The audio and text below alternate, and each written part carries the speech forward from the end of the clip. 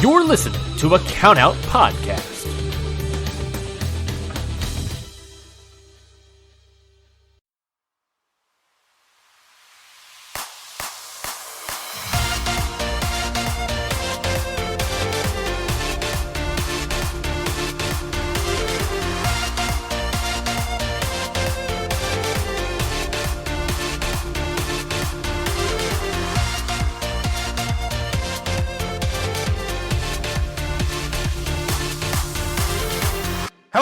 Welcome to the Stardom Road podcast here on the Count Out Network. I am your host, Scott Edwards, and with me, as always, is Trent. Oh, often you will do you'll say something immediately after saying my name, and I was giving you pause to add something there, but we're just jumping straight to me. Hello, everyone. Yes, I'm also here with a big introduction or a small one. You were expecting some nice remark or some sort of it's not always nice statement. Yes. I'm always nice on this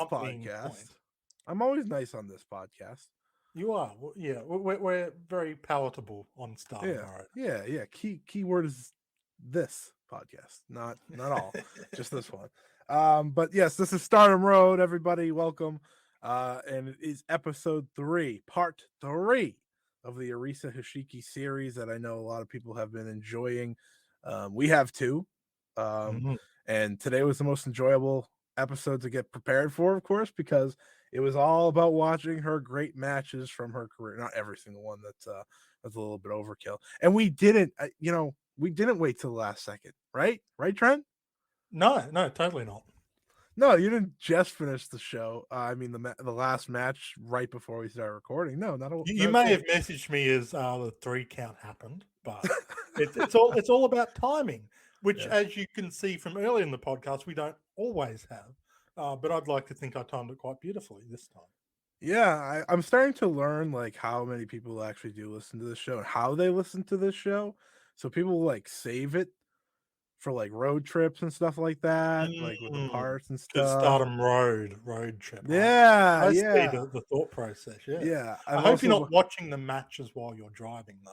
No, I've also learned that people kind of, they go back into the episodes. I've been told by a lot of people we're going back now. So, I mean, that's what they're for. They're not time sensitive, really. You can go back and listen to them whenever you want. And we try and keep them according. So we try not to worry too much about this thing literally just happened, because it dates things. And, unless the wrestler is current, and in this case, unfortunately, they're not, you have a bit more free range. Yeah, we would never record a show ahead of time and act like something just happened. We would never do that on any show on Stardom Road. No, not Stardom Road. Every other we show don't have we to ever pretend. Yeah, that's true. It's never backfired on me either. No, never. But that's a lot of conversation. Anyways, we're talking to Arisa Hoshiki here today, folks. The third and final episode of her dedicated series here. Don't worry, we'll never mention her again. I was just say, don't worry. The last time you'll hear Arisa. I don't think I'll allow it. I mean, there's going to be times that we have to talk about, Jungle Kiona, Momo Watanabe, Tam Nakano, obviously. Tam Nakano might just have one per match because of how long it takes to read her tweets. Especially translating them into English. Oh, yeah, it's going to be an absolute blast doing that. When Tam retires, we'll do the 7-part series about Tam Nakano. Well, good thing that ain't happening. So, well, she did say she's looking for her with the trainees. She's looking for her heir apparent. So yeah, but this is also the person who said she's literally never going to retire to Natsupoi, and then told her you're not retiring either. This is also the same person that said 2 years ago, I'm retiring in 2 years. So yeah. If there's anything you can learn from Stardom talent, especially those who have gone to the Maya Iwatani school, is don't believe a damn thing they say. I like it that way. And speaking of going to the Maya Iwatani school, aka Stars, Arisa Hoshiki, like I said, let's get back into this. So we're gonna go over a couple matches here today. Some of her best, some of her most important. We didn't get to go over all of them. She has many great matches because we have lives and we can't watch every single match. She only had because we do it last minute. Yeah, exactly. We only have 151 matches to choose from, so it's not like we're dissecting the career of Manami Toyota over here, and we have to pick like 4 out of 2,000. But I don't know how many matches she actually has in her career. I just know she has a lot because AJW worked like an insane amount. But that's beside the point. We're gonna start with one match from the first part of her career, and then we're going to do a lot of the big matches, especially in her title reign. One of them are my all-time. Well, two of them are two of my all-time favorites, but we'll get to that. But let's kick it off now, and then kick. We're going to be saying a lot about kicks this episode. I also meant to add that we will be finishing the show up by talking about her legacy, her overall impact on Stardom and its fans, truthfully, because she had a big one, even if she's no longer with the company anymore due to retirement. She still impacts us all these years later. Thank you, Tam Nakano. Anyways, we go to December 23rd, 2011. Arisa Hoshiki challenging for the Wonder of Stardom Championship against Yuzuki Aikawa. If you watch this match on Stardom World, like myself, it is clipped to shit. As in, the entire clip is like 9 minutes. Yeah. The match isn't long. I'm not going to sit here and act like the match was long to begin with, but this is a very clipped match. This is all the footage that they have from it. Year-end Stars 2011. But from what we do get to see, the match, by the way, is 10 minutes and 33 seconds. So they didn't clip that much because it's pretty much bell to bell, the actual film that they have up there. But for a match that involves pretty much two rookies, Aikawa was a little more advanced, of course, but this was two rookies wrestling. It's very entertaining to watch. It's not, with the other matches we're going to talk about, they're not like these apps. It's not like this absolute all-timer from Arisa Hoshiki, but it's like the perfect match to highlight where she would be so many years down the road. Yeah, look, in terms of like why we picked certain matches for this particular episode, we wanted to make sure we covered at least one match from before she started, before she came back the second time. And there's a few matches we can kind of pick from, but like you want something that's a singles match that kind of highlights where she was at. And honestly, there's really only a couple of matches that would make sense in this situation. And given the nature that basically every match we're covering is a Wonder of Stardom title match, it's kind of fun to go back to the very first time she interacted with that belt and tried to win it. And we have two challenges for the white belt today that we're covering. It's kind of fun to see, attempt 1 versus attempt 2. Mm-hmm. Yeah, that belt's history is so crazy just to think about, because it's like, you date back to that very first champion and you have one of the greatest champions defending against who would go on to be one of the greatest champions of that belt, and nobody knew that at the time. But I think that's kind of the specialty of this match too. And what I love about this match, it's it's easy to go back and watch because, again, it's very short. But it's very raw in that, when you see Arisa second part of her career, she's still a very raw wrestler in that she just kind of throws her body at things and it works. Yeah. But back then, this was like her throwing her body at things, kind of not being fully coordinated in doing so, but it still most of the time looked really good. And her offense here was it was pretty advanced for someone with her skills at that time, which weren't all that, like, she had a handful of matches to her belt at that time. Yeah, she's literally a teenage rookie who hasn't, only really wrestled a handful of matches at this stage. Is still kind of toying between the idea of wrestling and shoot boxing. And you see that come through in her offense. It is very kick heavy, as you would expect, and going against another wrestler who has a very kick heavy offense. And rookie versus rookie, there's always kind of going to be that expectation that things aren't going to go 100% perfectly. There's an expectation there'll be a missed spot, or they'll be off time a little bit here or there. But I think when you consider the levels that they're both at, they do a really good job here. Like if I was in my first year and I was wrestling another first year wrestler and I put forth a match like this, I would be pretty happy. Now we don't know what got cut. Maybe there was a horrific kind of timing error botch. But even like in terms of watching this match, yes, it is clipped, but it like you can watch the match as it is presented on Stardom World, and it doesn't really feel like you're missing much in terms of the flow of the match. Like, if you didn't know it'd been heavily clipped, you'd probably just accept the kind of just a weird jolt in the middle and kind of stuff like that. Yeah. And what I like to do with this type of match is we look at Arisa at that time, and you start to think of like other trainees through Stardom's history. It's like I don't know how many of them could have stepped into such a big spot. This, she's 16 at the time, and live up to the moment in a lot of ways. And now back then, like Kyle wasn't out there having absolute like 25, 26, 27, 8-minute barn burners. That's not what her style was. It was this rough, hard-hitting, fast-paced style it's not high speed, but it's quick.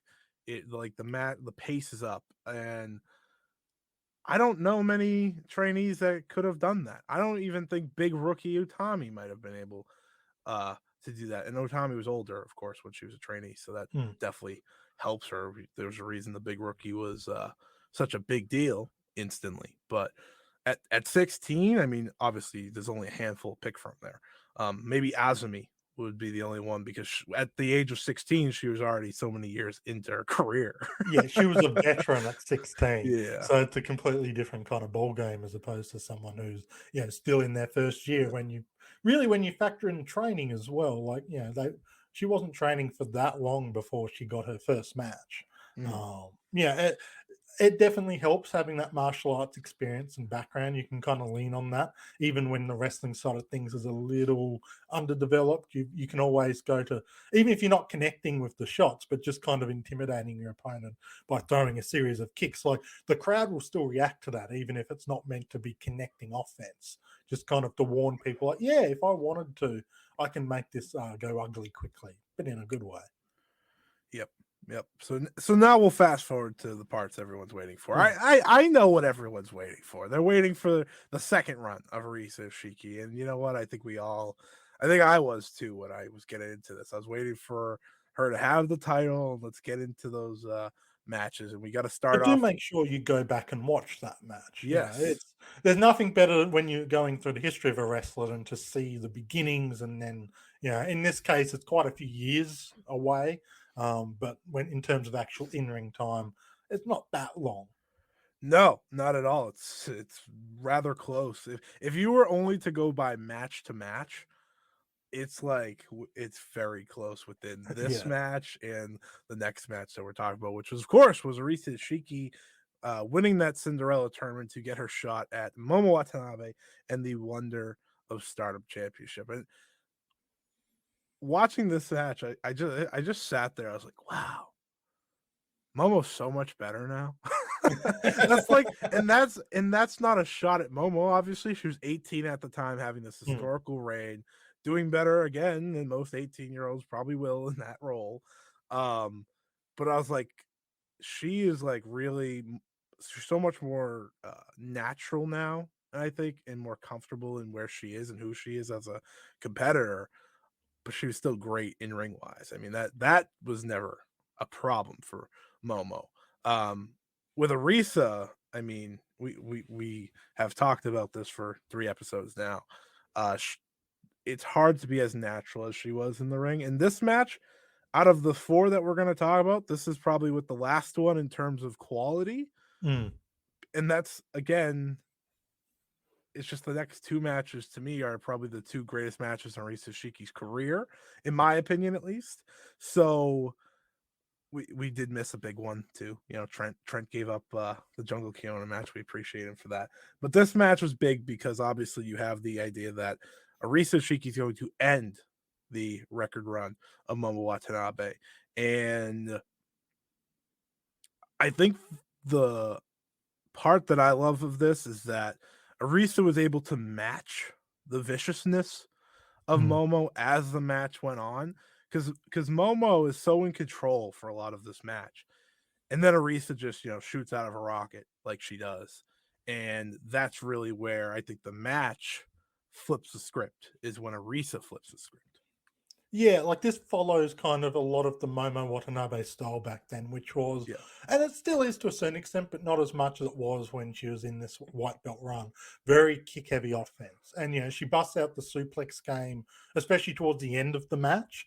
But for a lot of the early stages, it's very kick based offense. And obviously that ties well into Arisa Hoshiki's style.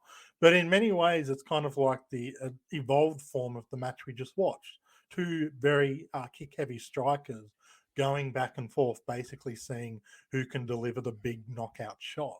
And for a lot of her run, Momo Watanabe was able to deliver that. And it is interesting to kind of compare this, I guess the apex of Momo's Queen's Quest run right here to the Oedo Tai version that we see in 2023. A lot of the DNA is there, especially in this form where she's ultra cocky and ultra confident in herself because she's had a record breaking run. But it's kind of nice to see where, kind of the first signs of that through this development of a character. Yeah. And I think with this, in the way this match closed, and this was by the way, I forgot to say the date. It was on May 16th, 2019.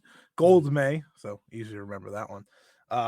Main event. So this had the main event spot again over the World of Stardom Championship, which I think is very important to know, to kind of play to how important it was. The match wasn't long. It didn't even touch 15 minutes, about 13 minutes or so.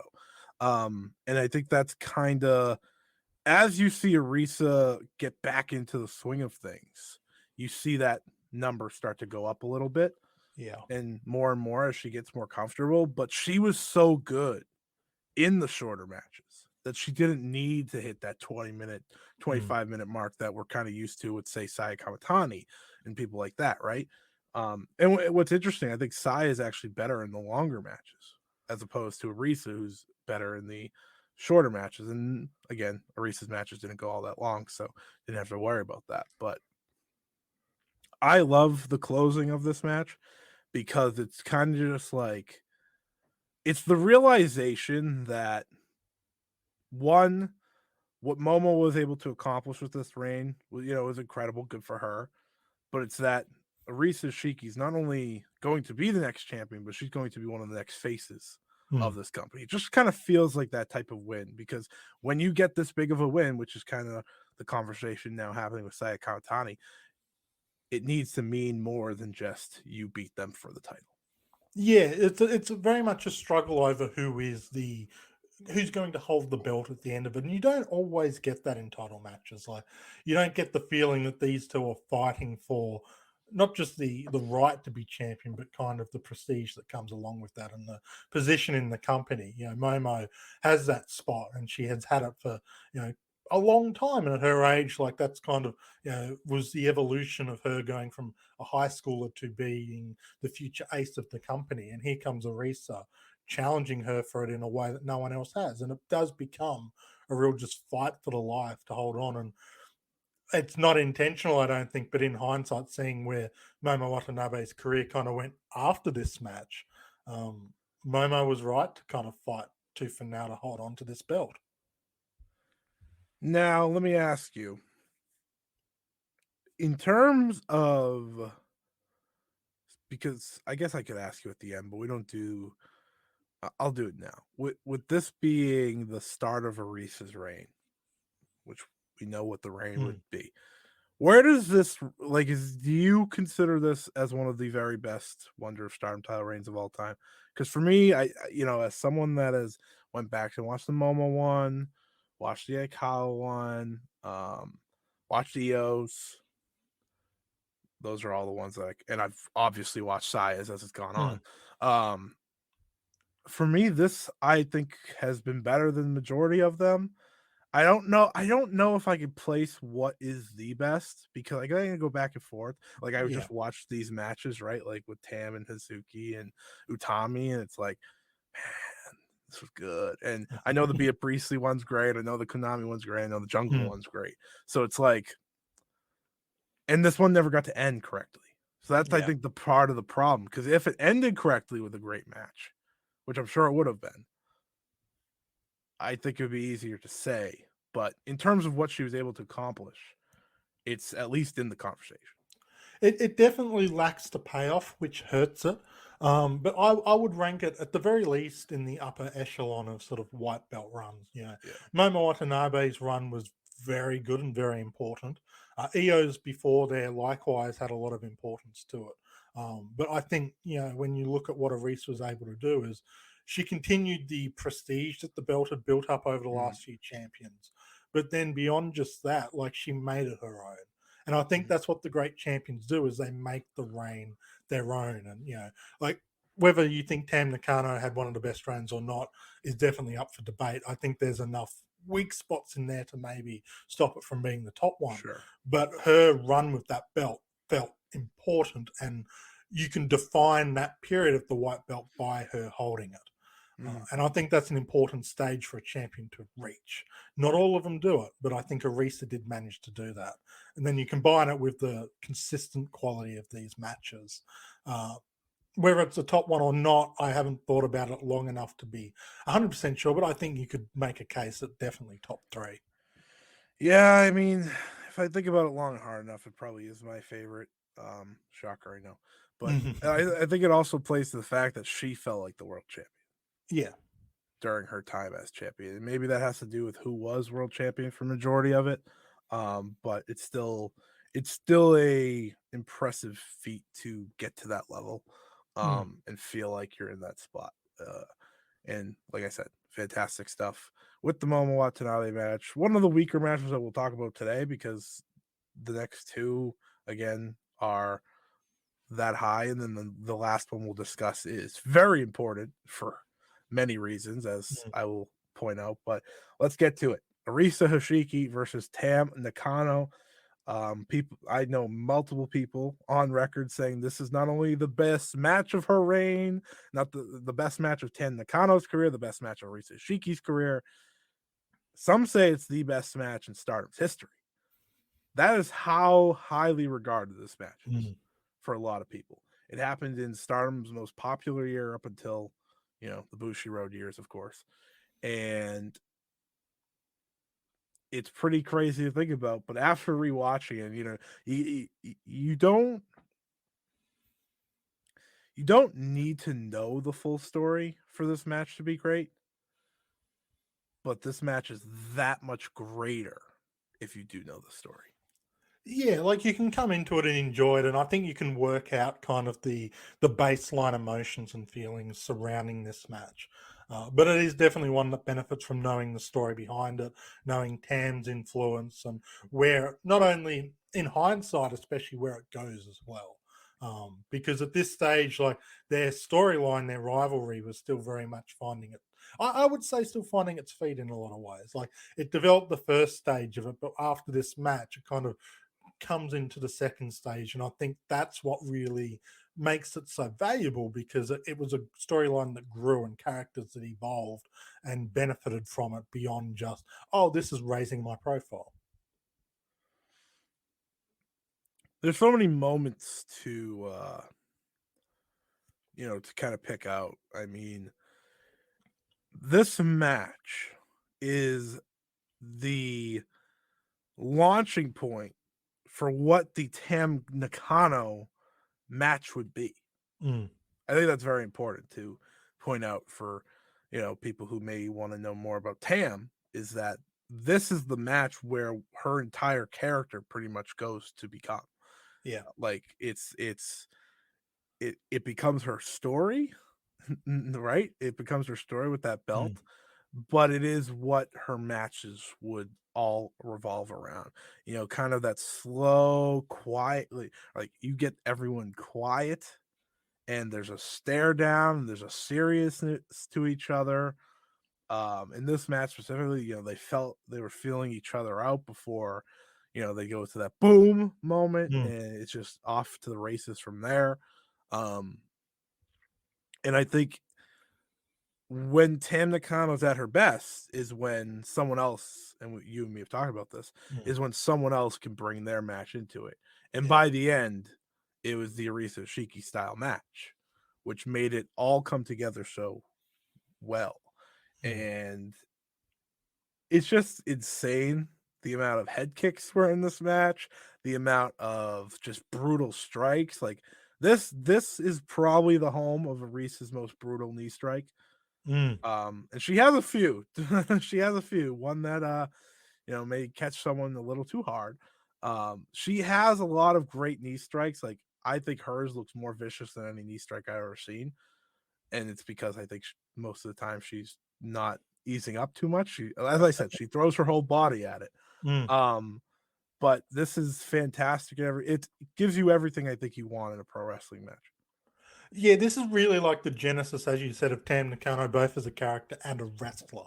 This is what kind of made everyone stop and pay attention. And go, yeah, Tam was popular before this match, but I think a lot of people were waiting to see her prove it in the ring.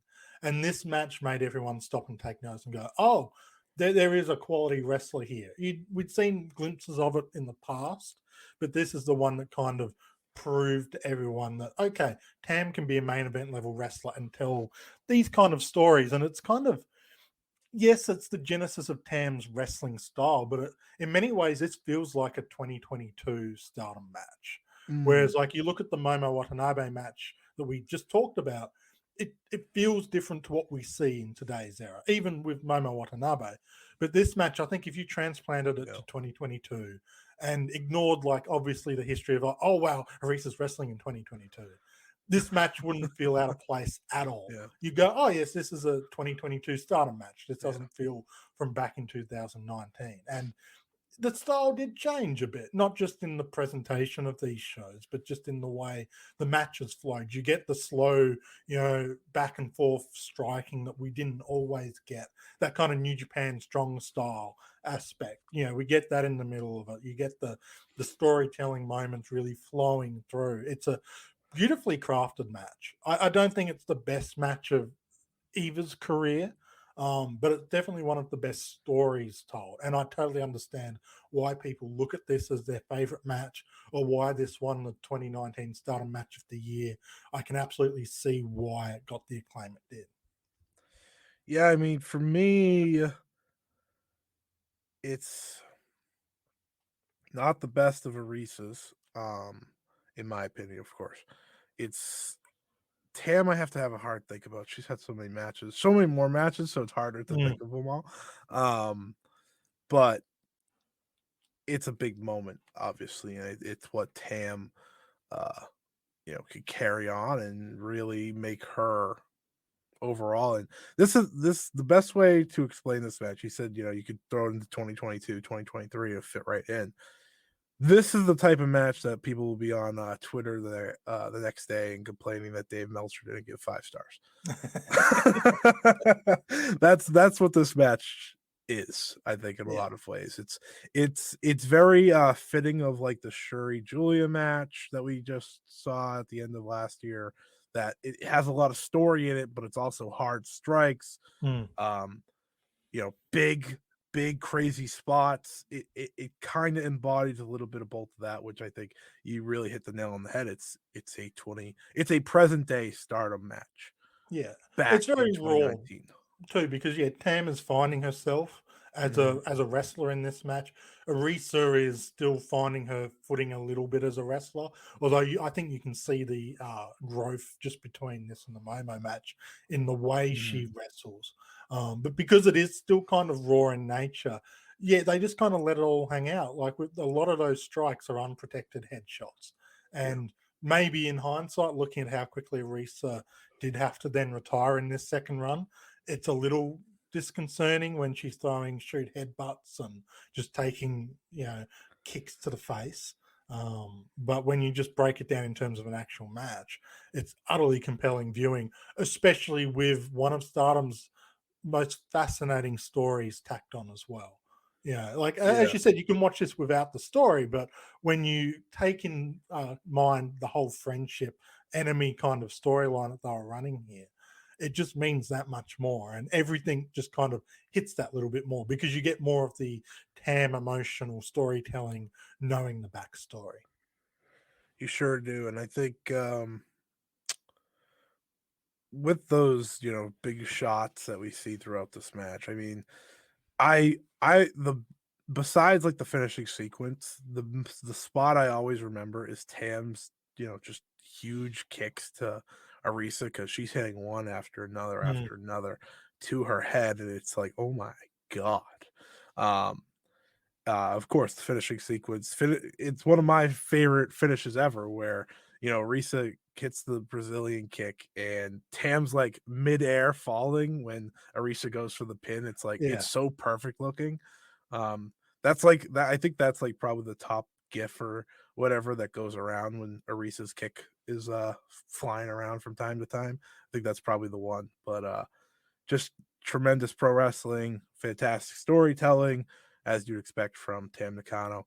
And really, I think that's when Arisa Hoshiki said, "Yes, this is my time." That's how you really kick it into gear with a match like that.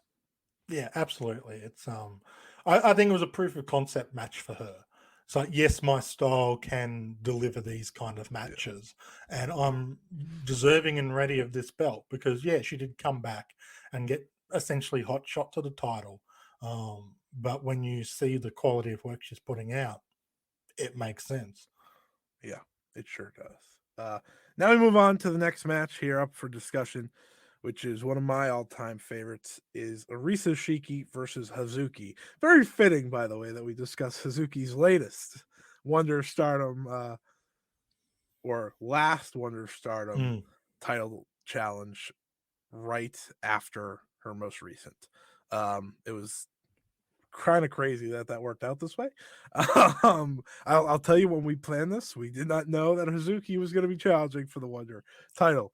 That's for damn sure, seeing that we recorded the first two parts of this episode long before that match was even official. So I'm not going to make us look smart. Exposing the business, brother. I have to. I want to make us. I want to be truthful to the viewers. But this is a match that I have written about. This is a match that I've went back and watched more than most matches I've like in wrestling that I've gone back and watched, let alone Stardom. I mean, the only matches that I might have seen more is when I had the WWE ladder match DVD when I was a kid, and I put that thing on all the time because they were ladder matches and they were cool. That's a cheat code. You're a kid, so you could just rewatch it again and again. Oh yeah. We had like a movie player in one of my parents' cars, and I used to put it in there, and I just stare at it, watch the same match 75 times. I think I watched the first TLC match like way too many times to count. Well, I was you could recite it move for move. Probably. It's probably why I think of it now. I'm like, so what is everyone so excited about? Oh, wait a minute, maybe I watched it a little too much. But this is like one of my favorites, and maybe the reason is that a lot of what we see now with Hazuki is that her intensity mixed with Arisa Hoshiki's intensity, it makes magic in a pro wrestling ring. From the opening bell where these two go forehead to forehead, you're just like, oh, they're gonna destroy each other, and you get those classic Oedo Tai spots of going through again, Risa getting tossed through the chairs, but Hazuki made sure to go all around the ring to do that to the poor girl. Got to share the love with the audience. Exactly. Oh, you were sitting there, not anymore. Oh, you were sitting there, not anymore. And then it's just viciousness from here on out. To me, it's probably my favorite. It's between this one and the Kagetsu match as my favorite Hazuki matches of all time. Both phenomenal. It's probably this one because I favor Arisa, of course, but those are probably the top two. And maybe I'm eating worms. Admittedly, we are retired. We are recording this before the Sayaka Tani match, so if I get laughed at on when people listening to this, then so be it. But it's everything that makes Suzuki a great professional wrestler. It's what we see now when she gets big matches, and it feels like the full version of Arisa Hoshiki in there. Yeah, look, there's a lot of excitement surrounding this match when it happened, because like this is again like Arisa has now gotten into her groove. You know what you're getting from Arisa Hoshiki matches, and this is also when Hazuki was firing all cylinders, and there was a lot of buzz and a lot of hype around where Hazuki was heading. Yeah, she was always a very good prospect, but in this sort of past year with Oedo Tai and sort of learning under Kagetsu, I think she really unlocked what made her the best version of herself. And even now in 2022 2023, the best version of Hazuki is when she fires up a bit more, when she dials that intensity up, and you get I think the peak version of Hazuki in this match, going up against someone who can match that intensity, match that aggression. And you talk about the Getsu match with Hazuki, and that was kind of the mentor versus student sort of battle.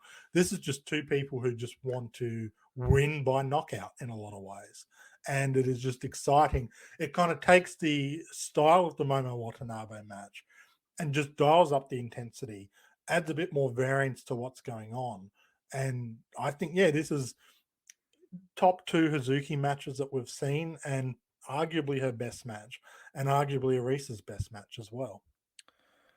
There are so many great near falls at the end of this match that had me personally on the edge of my seat all over again. That Hazuki Straw specifically, Yep.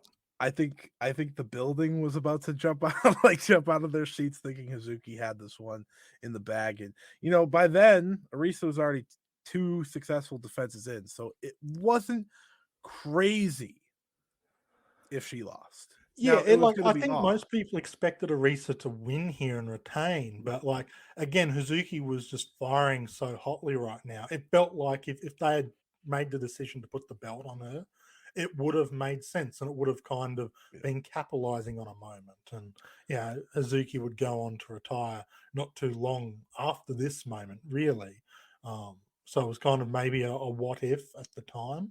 But that Hazuki stroll especially because like earlier in the match, Arisa had this match won with that little turnaround splash, pulls Suzuki up before the 3 count, hits the Brazilian kick, kind of that arrogance that we've seen a couple of her matches.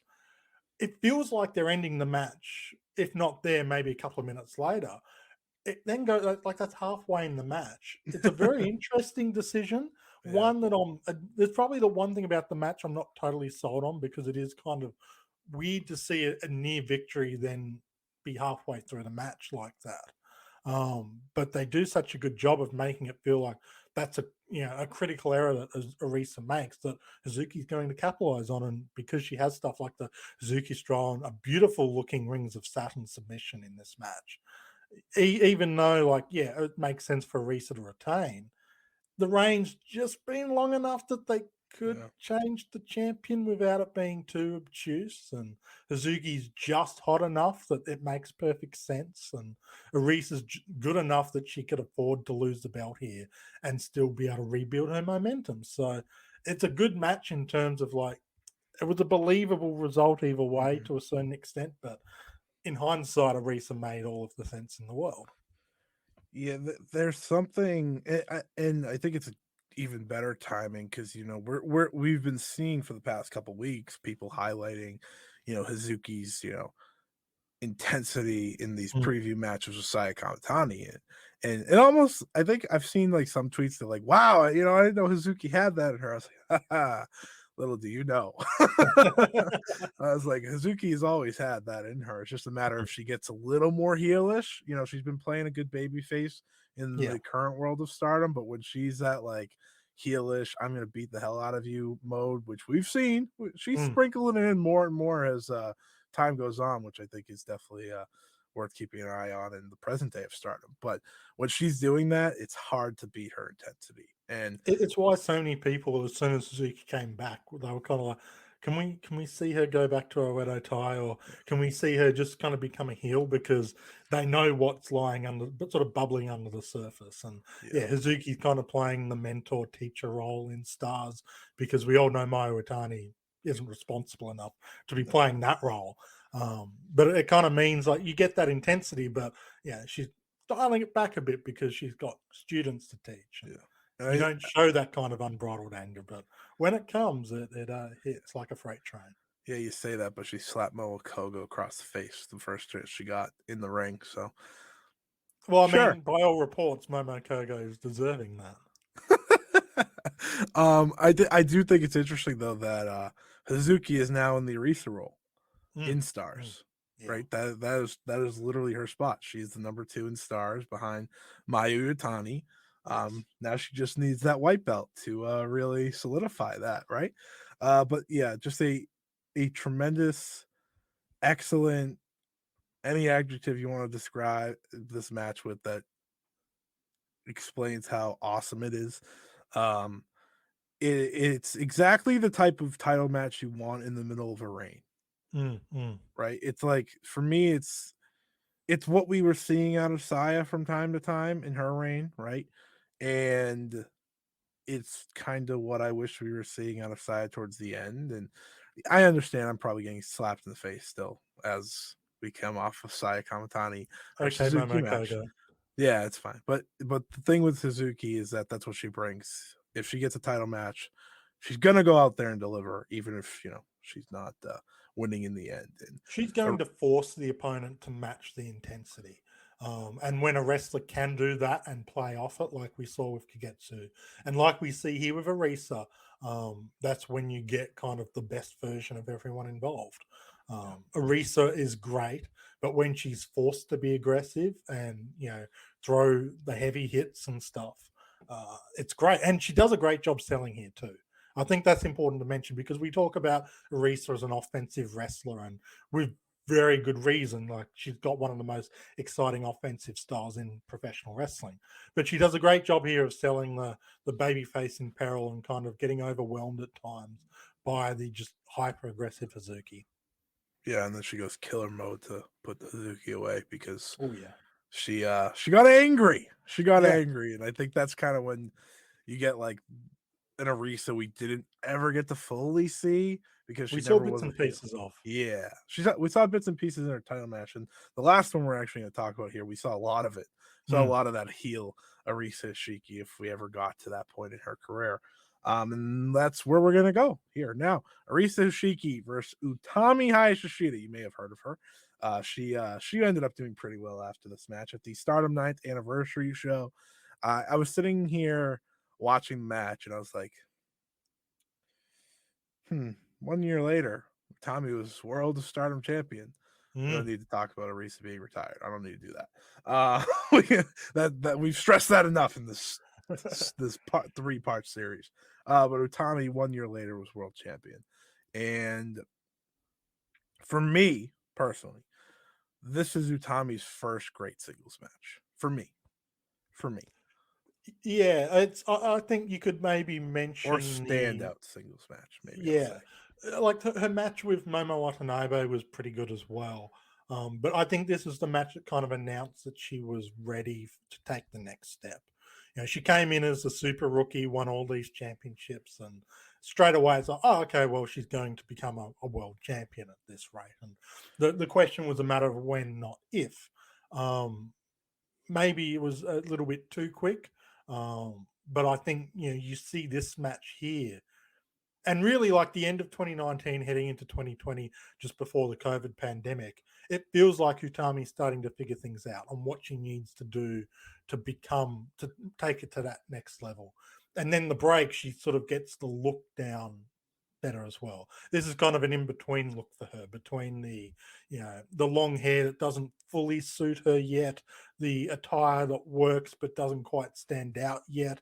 this is very much like a prototype Utami, but this match is proof that, she just needs a couple little tweaks here and there, and then you've got your world champion that you kind of was seeing from the very first match that she had. Yeah, and it's so weird watching this match now because like seeing Utami like this is again so weird. It's just like what happened? And I think that's like a lot of her early run because of who she is now. And it's like not only is she like seen by many as one of the best in the world, but she feels like she's like that untouchable being almost in Stardom. And it's matches like these that got her there, like you said. It's getting cracked open in the match and having blood go down your face, and not only able to keep going, but really bring it to Arisa to the point where it's like, it wouldn't be shocking if she won again, because again, Utami's getting ready for that moment. Yeah. Was it going to be now or was it going to be later? We know it's later. But like when she catches Arisa on the Os Cutter attempt, I just call it the Os Cutter. Everyone knows what that means. And hits her with a German, it's like, oh, there's those Utami Germans that you're so used to these days. And she caught her multiple times, and it's like, she's at the top of her game. She's almost there. And like you said, in character, but as well as who she was, there were tweaks that needed to be made for her to get to that moment. But man, Arisa was an absolute jerk in this match.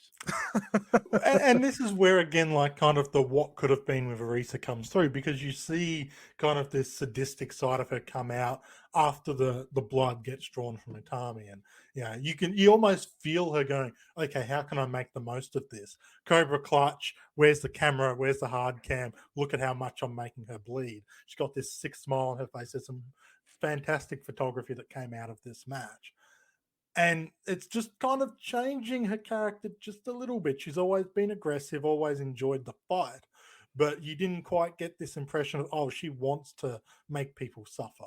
And with that kind of super happy, smiley persona that she has, you just get this tinge of character development sort of bubbling under the surface. And whether they would have followed through with this or whether it's just her kind of operating in the moment, I feel like the blood spot changed a lot of this match. When it first happens, they're a little slow in readjusting and finding what story are we telling now. And Utami, was quite strong in the beginning and then had to very much sell like I'm in peril quite early in this match after she gets cracked open, before starting to throw the power behind things and get that sort of swing back through. It's a very visceral match. It's obviously got the imagery, but it's a great snapshot of where Arisa was at her ultimate peak and Utami right before she finds that peak. And the end result is a fantastic match that feels different from the others we've seen because it's power versus striking. It's very reminiscent to the Jungle Kyona match from 2019 that was on the short list to talk about on this episode, but did miss out. But it's good to see her working against this style and having to deal with a completely different opponent and kind of having to lead the way because she's the more experienced wrestler here, but working with someone that ultimately is pretty close to her experience level. Yeah, this version of Arisa, maybe we never would have gotten to see it, but this version versus Tam and what Tam would go on to be, I think we would have had an even better match than their first one. Because of that viciousness. Yeah. To go with what Tam was and what she is now. And because Tam is so much more confident than she was back then. Oh, yeah. To the point where, she is not only one of Stardom's most popular wrestlers, if not most popular, but she is also understanding of her character to the point where that bringing out what Arisa had at this time would have been special. Oh, absolutely. Like you just have to look. That Tam match was her coming out party, And you look at the consistency she delivers with matches now. Even if she's not your personal style of wrestler, you can see how it's evolved and grown from mid 2019 to 2023. What we could have got in those situations with a more confident wrestling Tam up against an Arisa who's building upon her character and fine tuning her wrestling style as well. Yeah, it would have been a hell of a match to sort of see the Tam Arisa too, or see them, fully realize Dream Shine as a tag team, which they didn't get to fully realize, unfortunately. No, they did not. Well, that wraps up our little match review here. 5 matches, kind of really exploring a lot of Arisa Hoshiki's peaks and moments and ways of what her career would be. We'll hit that jungle match somewhere down the road. There's a whole jungle episode to be had, of course. So episodes. Come on, I know who I'm with. I know. I take it back. I messed up. God. But we'll probably hit that. We'll probably hit the Arisa match when we get to jungle down the road. Yeah. So, but this whole series, of course, I was very open. This was the reason I wanted to do this show in the first place. And now, before we wrap up, we will talk about her impact, her legacy on Stardom. And you know what? I talk a lot first. So, I'm going to let Trent go. I mean, you've always mentioned it so beautifully, 151 matches, and she managed to leave such a lasting impression and impact. It's very difficult for wrestlers with a 10-year career to do what she's done in terms of making people look back fondly and, sort of realize what they had. Unfortunately, Arisa was just someone who wasn't going to be able to stick around for a long time, but was able to deliver such a good time. There's no wrestler that can emulate what Arisa brought to the game, be it with her striking, be it with her wrestling style, or even just her character. Like, she was a genuine kind of light up the room personality when she rocked up, whether it was backstage, whether it was in matches, like even with the pre-match stuff that she does versus Suzuki when she's doing the interview that Stardom used to always run. She's got this big beaming smile, even though she's about to go to war with someone who can match her intensity. She's just so happy and excited to be taking part in it. And that's really the thing that I think, sticks with me as much as the striking game is one of a kind and unique. And, I think you could bring in so many fans just saying, watch Arisa destroy people with knees and kicks. You make lifelong fans showing them Arisa just being Arisa. Yeah, that's well said. Looking at her impact, her legacy, her entire run really of importance was in one of Stardom's most popular years, one of Stardom's biggest years. And I think that is a credit to who she was as a wrestler, because a lot of it has to do with her. Right? It's like, you talk about that bubbly, smiling personality, and I don't know if people remember 2019 as fondly if it's not her in that white belt role because of that, but also of the matches she was having and of just what she was able to create inside the ring and outside the ring in many ways. It's not just about the title run, it's about Dream Shine and what they were able to do. It's about what Stars was as a group at that time. And unfortunately, also when it comes to Arisa, her legacy also will forever be what if. That is the shame of it all. I was sitting there watching these matches again. I said, her and Shuri were so close. So close to connecting before Arisa had to retire. And I just think of where Arisa was, especially the middle of this reign, right? And I think of what Shuri's gone on to do, and it's like, yeah, we can talk about Arisa and Mayu all day. I understand that. Trust me, I get it. But I'm thinking of other dream matches that would have been like absolutely stellar, absolutely perfect. That would have been one of them because their backgrounds, their conflicting styles, it would have made for such a fantastic match in a lot of ways. And again, with the what if, because as I said, the what if never goes away with Arisa Hoshiki, what would she have done after this? Right? What shows would she have main evented? Where would she be on top of the card right now? But at the same time, there is something oddly great about what her career was. It's that she didn't need to answer all those what ifs to become one of Stardom's greats, to become someone that so many people remember fondly, to have those match of the years, to have those matches that some people never have in their career. She just did that in 151 matches. I gotta get back to that. Yeah. To me, like the closest comparison I could make outside of wrestling is she's Firefly. She came in for one season, delivered an absolute masterclass, and left people wanting more, and kept people wondering what if and what could have been. But that one season we got, those 151 matches, or at least the second run that she had, is magical, and there's so much you can go back to and take from and enjoy. You just have to look at how excited Rossi was about her back when she was 16 years old, back when Stardom was beginning. We talked about it back in the first episode covering Arisa. There was so much hope that he had for what she could become. And obviously she didn't get to fully realize it on either run. But you kind of see, the first run, the what could have been, and then the second run is kind of proof that, Rossi's eye was bang on when it came to what Arisa could be. Yeah, that Rossi guy was pretty good at his job. Well, yeah, we'll give him that credit. But yeah, watching these matches again, and truthfully, as I got into them, I was like, I want to watch more. I want to watch them all again. I want to watch the Jungle match. I want to watch the Konami match. I want to watch the, some people will hear this, but I want to watch the B match, because that up until that point, that was my favorite B match until her last match at Stardom. And I want to watch all of them because, again, it's hard to kind of capture all that magic into one reign like she did. And it stinks. Like, we're sitting here, right? Himeka's going to retire in a month and change. And, a lot of people get sad about that, and understandably so, you included.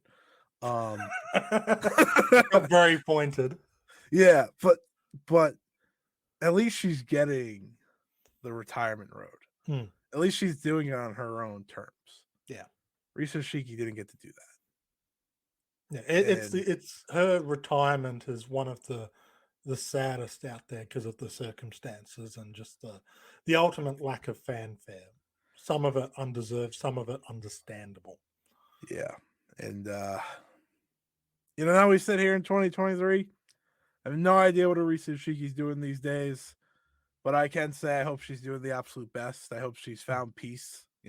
I know, thankfully, she was able to come to acceptance of the Arisa Hoshiki name after she wasn't for so long. I think her, staying away from socials and stuff, I'm sure she's out there somewhere. No one's just found her yet. I hope she's enjoying life, and I hope probably she's one of those Japanese fan accounts. Why isn't Tam the red belt champion? I know, and that's like one of the things with Arisa. Anytime something pops up, she brings a smile to your face. Yeah, like that's what she was doing in her post wrestling career. Tam would post pictures with Arisa, and it's like, yay. It's like, it's those little things. And but ultimately at the end of this one, those 151 matches, that career, what a special career in such little time. 2, we're wishing Arisa Hoshiki all the best in her post wrestling life, and hoping whatever she's on to, whatever she's up to, she's doing great. Because I will remind everyone, whatever Arisa Hoshiki wanted to do, she wasn't just good at it, she was great at it. She was a natural at so many things. So it's kind of, it'd be hard to believe she didn't find something that she just clicked with and was able to do in her post-wrestling and post-music career. Whatever that might be, who knows? Knowing her, it's probably, knitting or something. It's just like, yeah, this works for me. And, she's got an Etsy store making Tam Nakano dolls that we're just looking out for. But yeah, whatever it is she's doing, hoping it's the best, hoping she's living the best life she can. And even if it was only 151 matches, that's still 151 matches we can go back and watch. And as we found out, they're pretty rewatchable. To say the least. To say the least. They are pretty rewatchable. But that is it here on this edition of the Stardom Road. It is also the final episode of the Arisa Hoshiki series. Don't worry, she'll be back many a times. But she might be back next fortnight. Can confirm. Which brings me to the next step. So we will be coming back in 2 weeks, of course, with some Cinderella tournament coverage. We'll be doing 2 weeks of that before a special episode that we just thought of. So you want to come back for that. If you're listening to this now when it released, or to it, a year, 2 or 3 down the road, you're gonna want to check out the episode that happened in 3 weeks from after this one. So I don't know. 3 episodes, 6 weeks. Yeah, whatever. But you get it. But this fortnight schedule is very confusing. It sure is. It sure is, and it's worse because we always forget about it. Yeah. But we make it work, even if we have to do it last minute. But. Yeah, exactly. That's the way we roll. But I'll wrap it up here now. For Trent, I'm Scott. Thank you for listening to the Stardom Road Arisa Hoshiki Part 3. We'll be back in 2 weeks. So until next time, have a good one, everybody. Hey guys, gals, and non-binary pals. It's Amanda Bones. And I'm Ashley. Of How to Talk to Your Friend About Wrestling, the podcast on the Count Out Wrestling Podcast Network, a weekly show where we talk about all of our favorite things: babes, blood, and brutality. We also talk about other fun things, like, is Kenny Omega finally too tan? And how much blood is too much blood? Because that looks like way too much blood. So join us on the adventure of teaching me, Amanda Bones, about wrestling.